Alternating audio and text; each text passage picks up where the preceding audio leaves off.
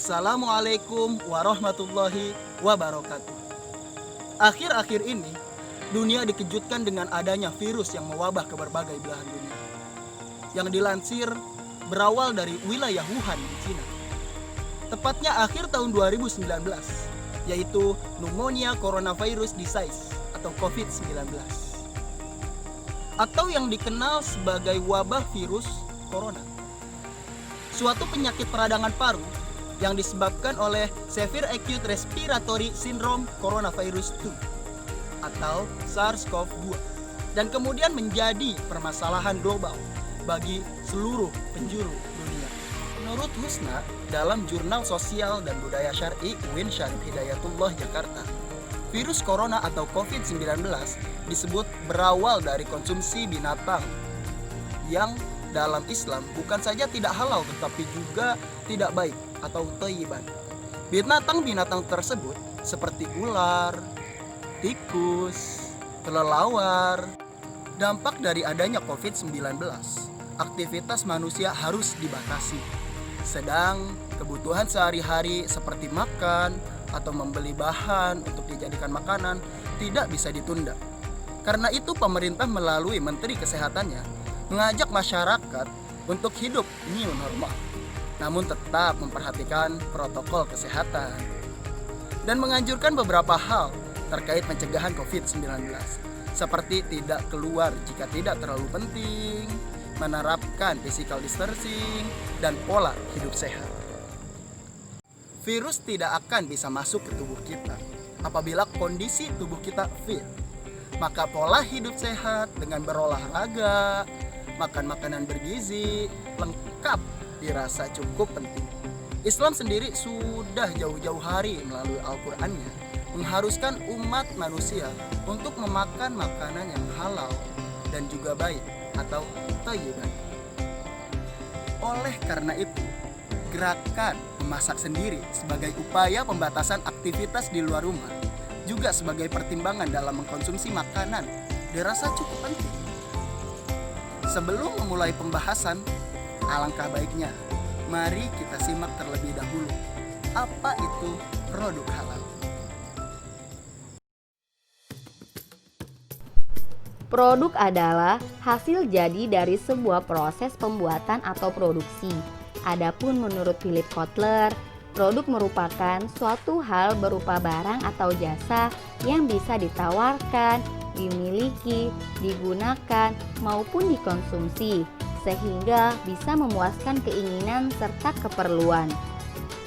Adapun produk halal pengertiannya terdapat di dalam Undang-Undang Nomor 33 Tahun 2014 tentang Jaminan Produk Halal pada pasal 1 ayat 2 yang berbunyi, produk halal adalah produk yang telah dinyatakan halal sesuai dengan syariat Islam.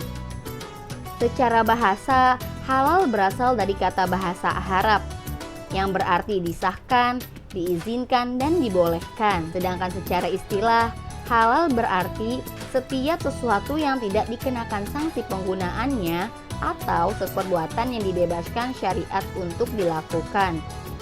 Dapat disimpulkan, halal adalah sesuatu yang diperbolehkan oleh syariat untuk dilakukan, digunakan, atau diusahakan. Kebalikan dari halal adalah haram yang berarti dilarang. Hukum asal semua makanan dan minuman adalah halal, baik berasal dari tumbuh-tumbuhan, sayur-sayuran, buah-buahan, dan hewan adalah halal, kecuali yang beracun dan membahayakan nyawa manusia, dan apabila agama menyatakan haram. Dengan kata lain, semua jenis makanan halal dikonsumsi, kecuali ada ayat Al-Quran dan hadis yang menyatakan haram. Dengan demikian, konsep halal sangat luas dan haram begitu sempit. Keharaman makanan maupun minuman dapat dilihat dengan cara sebagai berikut. Yang pertama, secara zatnya.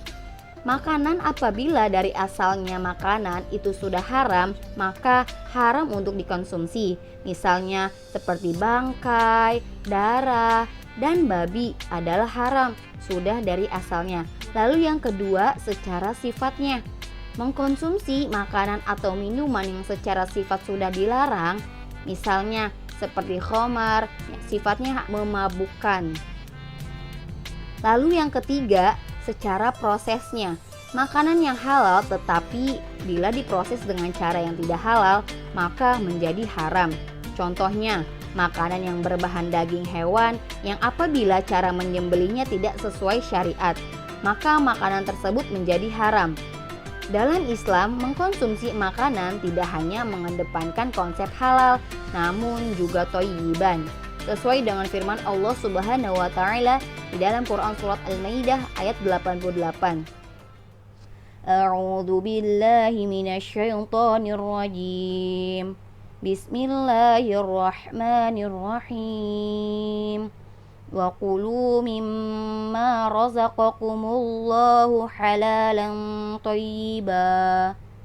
Wattaqullaha alladzi antum bihi mu'minun. Shadaqallahul azim. Yang artinya, dan makanlah makanan yang halal, lagi baik dari apa yang Allah telah rezekikan kepadamu, dan bertakwalah kepada Allah yang kamu beriman kepadanya. Quran surah Al-Maidah ayat 88. Kata thayyib berasal dari akar kata toba, yatubu, thayyiban, yang memiliki arti suci dan bersih, baik dan elok serta enak. Dalam konteks fikih, thayyib kadang juga dimaknai sebagai halal. Secara istilah berarti makanan yang baik untuk dikonsumsi masih dalam keadaan segar dan tidak berpenyakit.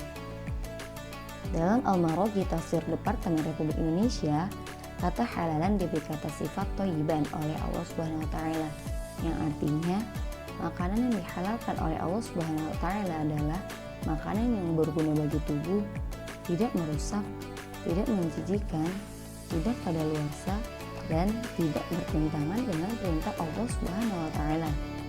Karena tidak diharamkan, sehingga kata thayyiban menjadi illah, yaitu alasan dihalalkan sesuatu dari makanan. Al-Baqarah ayat 168.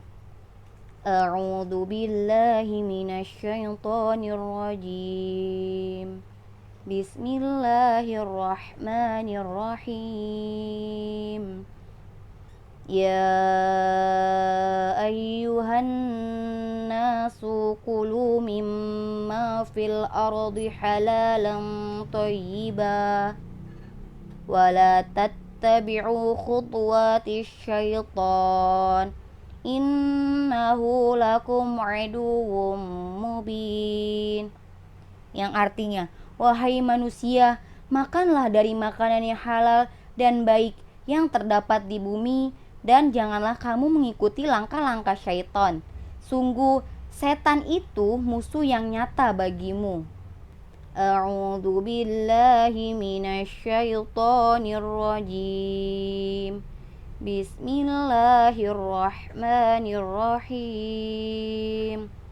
Ya ayyuhalladzina amanu kulu min thayyibati ma razaqnakum washkuru lillahi in kuntum iyyahu ta'budun. Yang artinya adalah, wahai orang-orang yang beriman, makanlah dari rezeki yang baik yang kami berikan kepada kamu, dan bersyukurlah kepada Allah Subhanahu wa taala jika kamu hanya menyembah kepadanya. Maka dapat disimpulkan bahwa makanan yang halal dan baik mengandung makna dua aspek yang melekat pada makanan. Yang pertama, hendaklah makanan didapatkan dengan cara yang halal yang sesuai dengan ketentuan syariat Islam, yaitu dalam memperolehnya tidak dengan cara yang diharamkan oleh syariat Islam, seperti dengan cara paksa, tipu, curi, korupsi, dan lain-lain. Lalu yang kedua, makanan yang dikonsumsi hendaklah baik, yaitu yang mengandung zat yang dibutuhkan oleh tubuh, baik jumlahnya maupun mutunya. Hendaklah berimbang gizinya. Gerakan memasak sendiri ini sebagai upaya pembatasan aktivitas di luar rumah, juga sebagai pertimbangan dalam mengkonsumsi makanan dirasa cukup penting. Karena dengan memasak sendiri, tingkat higienis dan kehalalan suatu makanan kita sendirilah yang menentukan. Dengan begitu, kita tetap mampu menjaga kesehatan serta mencegah penularan dan menularkan virus. Jika harus berbelanja membeli bahan makanan, kemungkinan besar akan bertemu dengan banyak orang. Ingat, selalu terapkan physical distancing ya, dan tetap menjaga kehalalan mulai dari proses pembelian, pemilihan bahan makanan, sampai pada tahap menyajikan makanan.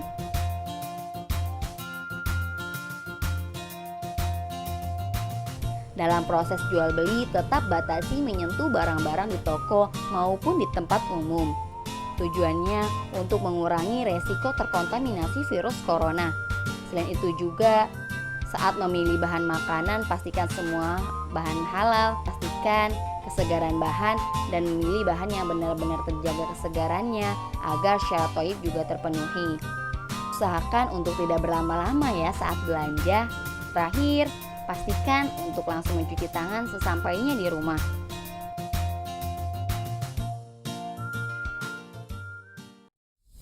Dalam proses memasak, pastikan alat yang digunakan sesuai. Chef Herman dari Asosiasi Chef Peduli Halal berpendapat, pengelolaan dan penggunaan alat masak yang tidak sesuai akan mengancam kehalalan makanan. Contohnya, makanan halal yang diolah dengan alat masak yang proses pembersihannya dicampur dengan alat masak yang terkena unsur haramnya, seperti khamar, dan penyuciannya hanya dibasuh biasa. Selain itu, teknik tertentu dapat mempengaruhi keutuhan nutrisi, seperti halnya blanching, yaitu teknik memasak sayur tidak terlalu mentah dan tidak terlalu matang. Metode ini membuat nutrisi tetap utuh dan makanan tetap segar tanpa mengubah rasa atau penampilan hidangan. Dengan begitu, syarat thayyib akan terpenuhi.